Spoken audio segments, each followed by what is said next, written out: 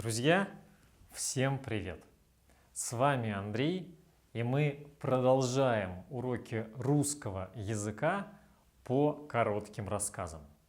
Сегодня рассказ про самого известного российского путешественника Федора Конюхова. Он совершил более 40 походов и экспедиций по всем широтам Земли.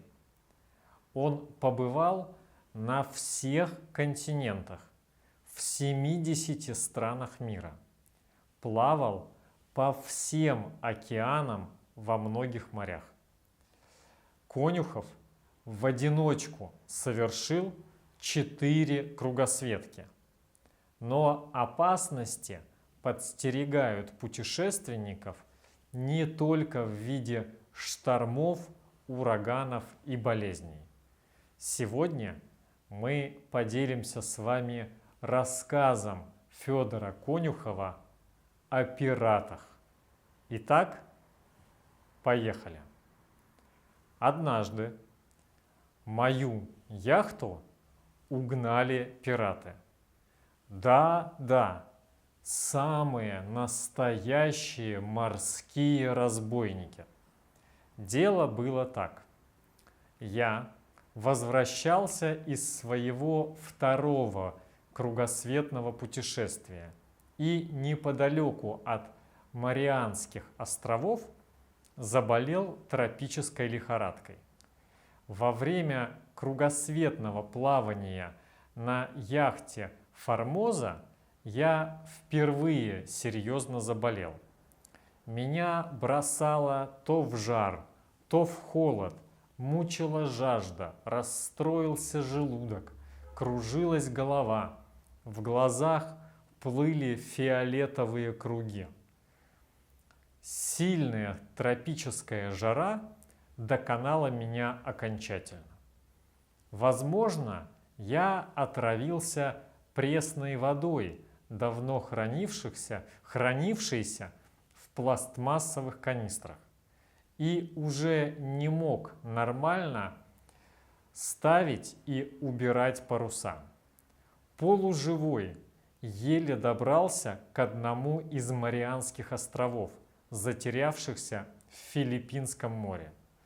Попал в госпиталь для бедных. Яхту пришлось оставить на рейде местного яхт-клуба. Пока я хворал, пираты ее украли. Что было делать? Я лежу больной в чужой стране, денег почти не осталось.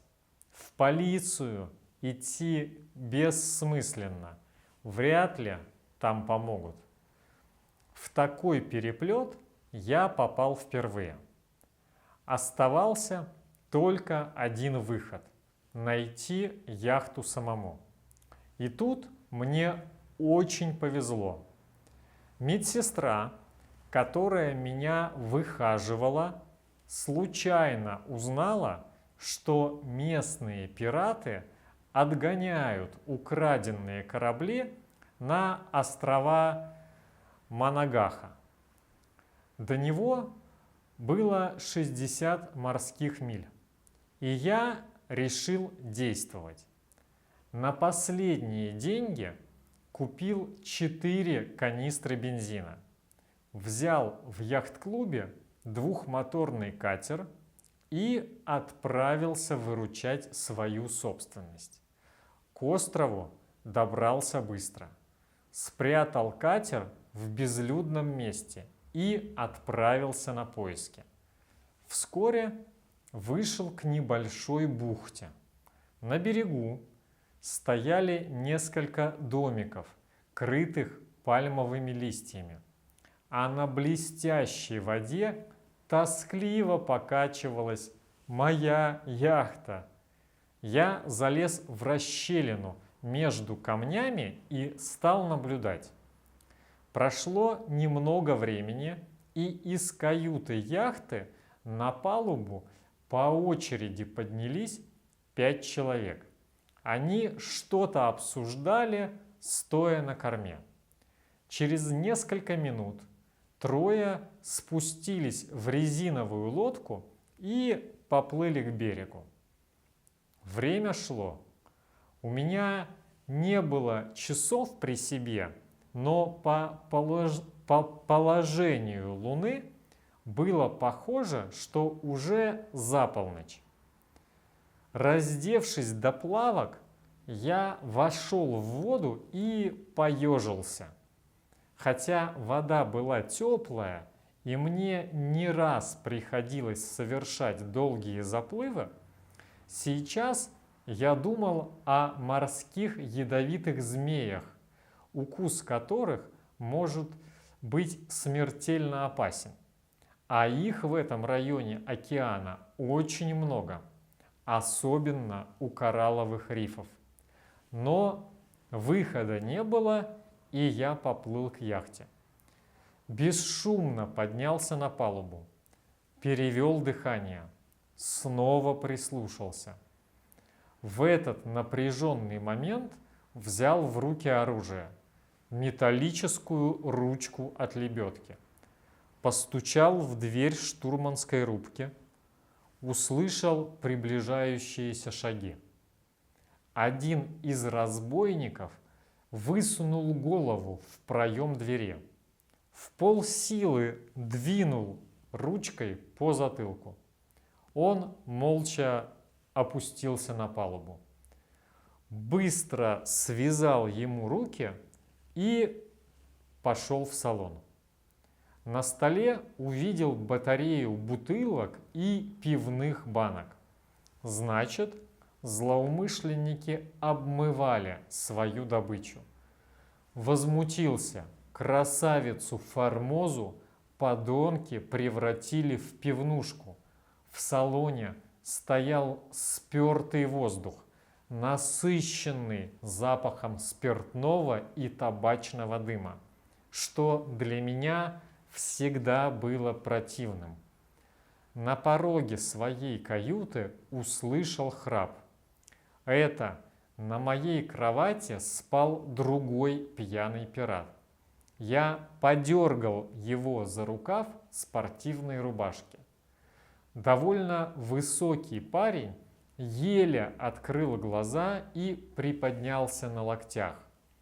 Увидев незнакомого человека, пытался схватить меня руками за горло.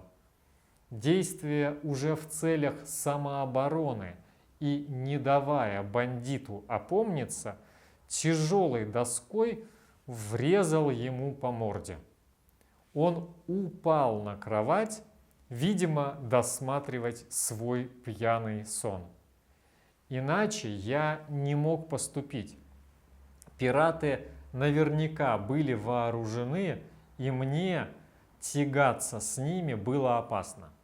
Скрутил их веревкой, влил им в рот немного виски и завязал им рты, чтобы не звали на помощь своих сообщников, и начал эвакуацию.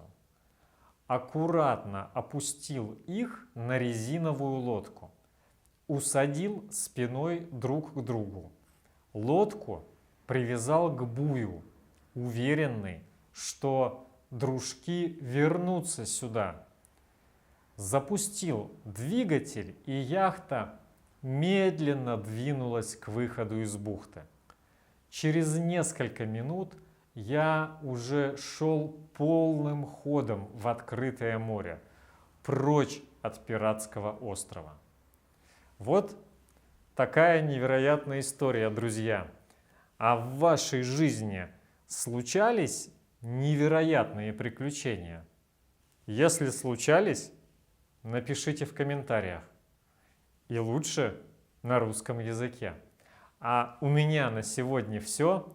Спасибо, что смотрели это видео. До встречи в следующих выпусках. Огромной вам удачи и пока!